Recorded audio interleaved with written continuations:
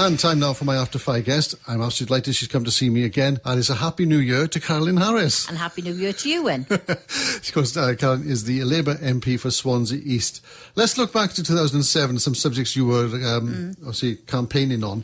Fixed odds betting terminals. How was the progress on that? Well, I'd like to think good. We're at a stage where on the 24th of January the consultation closes. So I would encourage anyone who has an interest in this to make a representation.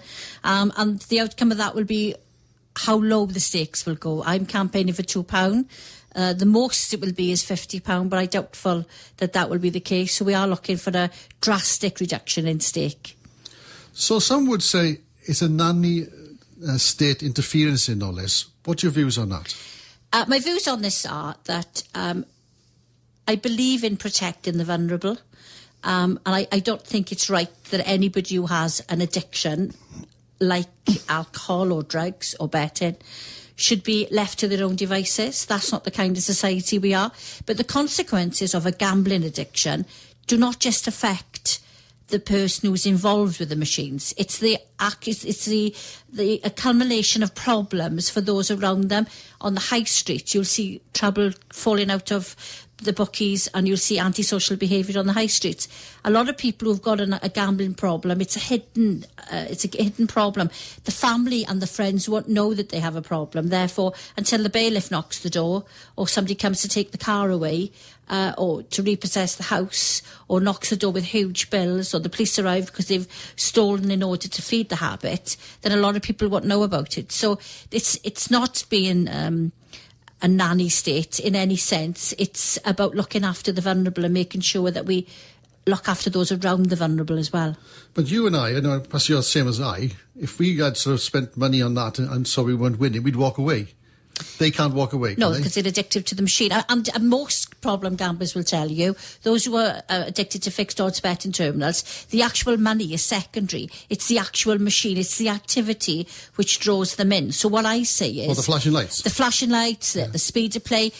If we reduce the amount of money you can put into £2 instead of £100 every spin, then we're not going to stop the person from having a problem with the machine, but we're going to limit the amount of damage they can do to those around them and to themselves because they can't lose as much money. So I'm totally ignorant of this, okay? I've seen one of these machines, but never operated them. Okay. So how can you spend more than £2? Because it takes £100 every 20 seconds. So For that's... what? You put your cards over the counter. Oh, your credit card? You put your debit card. All right, debit card over the counter, and as long as you have money in that account, you can keep playing and playing and playing. Right. Now, if you were to go to a cash point, you could only take out £250, possibly £300 in cash per day. But with these machines, with the bookies, you can actually put your card over the counter and you can play till your count runs dry. Now, I've had terrible tales of people who've actually taken payday loans out in the bookies, in front of bookie staff, and actually put the money straight onto the card and straight into the machine. That's how dangerous these machines are. They suck the life out. It mesmerises me, to think that I could happen. Yeah, when you can lose thousands and thousands in an hour. I mean, I personally have met people who've lost over £1 million. Wow. Where did that money come from? They stole. They sold their possessions. They took possessions of other people. They'd taken out illegal phone contracts. Anything. Exactly like any other addiction where you will do anything to feed your problem. So you'll commit crime in order to feed your problem. But the difference being when you go into jail for committing a crime, for actually feeding a gambling habit, nobody gives you any rehabilitation for a gambling habit. You can have it for alcoholism, you can have it for drug addiction, but nothing for gambling. So they come out to jail with the same problem as they went in with. So it's a blight on society and we have to deal with it. But gambling is a blight on society anyway, isn't it? You can have people who bet on horses. I mean, I've been in newsagents with people in front of me buying scratch cards. Someone's buying 5 of them for £5. Yeah. And they look as if they haven't got enough money to do that. Yeah, I mean, I'm not anti-gambling. If somebody wants to go to the bingo, if they want to buy scratch cards, they want to go into a bookies and put a bet on a horse, provided they are in control of their actions, provided that they are doing it in full knowledge that they can afford to do it, then that's a matter for them. I'm not saying that we should stop all gambling. What I'm saying is you wouldn't allow somebody to sell you crack cocaine in the high street. They would get arrested. These machines are as bad as crack cocaine. Therefore, we should not be making them accessible on the high street to people who are vulnerable. OK, let's move on to something else for you. Abusive fathers who are in jail but still controlling their children. Yeah. So that is something they can't change their names. What can be done about that? Well, that's one that we're in the middle of. Tony Arantonazzi and I are in the middle of deeper meaningful, shall we say, with David Linden, who is the Justice Secretary. It's come to our attention. It originally came as one particular case came to our attention, but we since heard of others where men or women who've committed sexual offences against their own children still have parental rights when they go into jail, and they are still in a position where they can force the parent who has custody of the children to go back to the court for changing name, going on holidays. They prevent them from making decisions over the family home, which hinder the children's development moving forward, and it's legal. So I'm speaking to we are speaking to the Justice Secretary in the hope that we can find a criteria which would mean that somebody who's violated their own children, then they must give up the right of being a parent, which seems perfectly sensible to me. That would be a law, wouldn't it? This is what we're looking to do, is to use a relationship with the Justice Secretary to see if we can build something into the courts bill and something into legislation which would prevent this happening.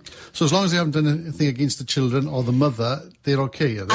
I got no problem. I think it's really important where an incarcerated parent keeps a healthy relationship with their children.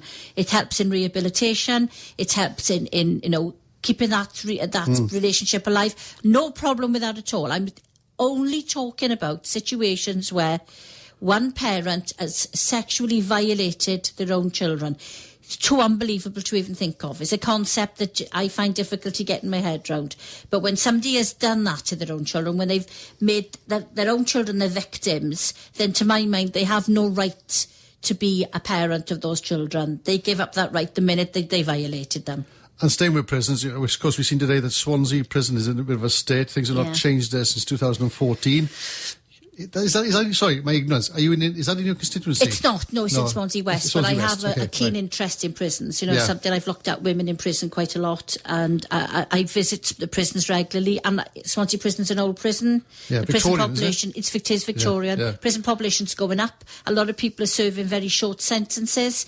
That's not to say I think we should be sending people to jail for longer. What I'm saying is, do we need to be sending some of these people to jail? Maybe we could do something more productive in the community. When you have a prison like Swansea Prison, which is overcrowded, the building is inadequate, the staff are stretched, today's society, and especially in prison, see drugs as a currency. It's very difficult to keep a lid on that boiling pot.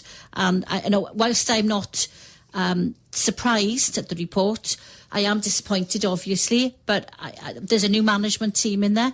I've had a brief conversation with them, and I'm hoping to enlarge on that in the coming weeks. They now have a template for moving forward. And I think, they know where they've gone wrong, or they need to know where they need to do the work. And I'm confident that with the support, the problem will be money. How much money are the prison service prepared to put into this? Couldn't they point towards having a new prison on Bagler Moors, which is another one that's in the cards? Yeah, well, the problem with that is, what worries me is what kind of prison it will be. Are they intending to put a women's prison as an annex, which I will fight tooth and nail against? Was it a low risk, the same as Swansea?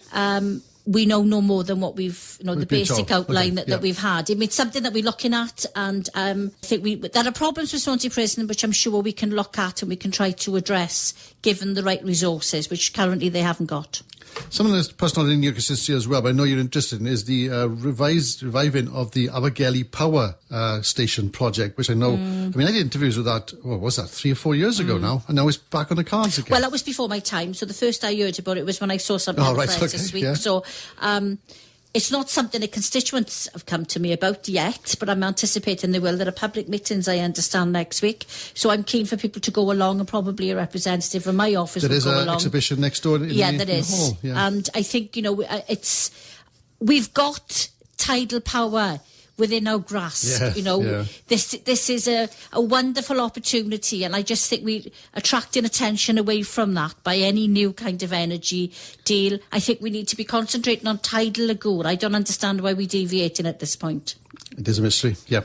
I know you're a great person on Twitter. You do a lot of stuff on Twitter, I know you do. So is that now part of the MP's communication tool then? Yeah, I think social media is Use sensibly, yeah? It's used sensibly. It's also can be very unpleasant. You know, it can be a situation where people use it. Is it unpleasant to you? It has been, It has been in the past. It can be extremely... I mean, people like Diane Abbott get absolutely abused relentlessly through social media. It is a way of communicating with people, which I find quite useful. But then, you know, I'm also quite capable of blocking people if I think that they're going to step over the line. And I'll do that without any second thought, because people, nobody's going to write to abuse anybody, whether it's on social media or in person. So you just got to be sensible with it, haven't you? And it's a quick way of getting messages out there. And if you want to attract people's attention to something, and especially when people want to publicise an event or a charity, they will ask people like me to retweet them because they know it will get seen by a lot of people. So it's brilliant in one way, and it's dreadful in another. So it's just about using it sensibly. Well, saying on abuse then, because I know your campaign on Tell Mama UK, which looks at hate crimes and reported abuse. Yeah. And I mean, that's a big thing at the moment, is some of the stuff that's been said about not just my colleagues, but women in general, and minority groups, shall we say, on Twitter. Yeah. They seem to get a bad outing.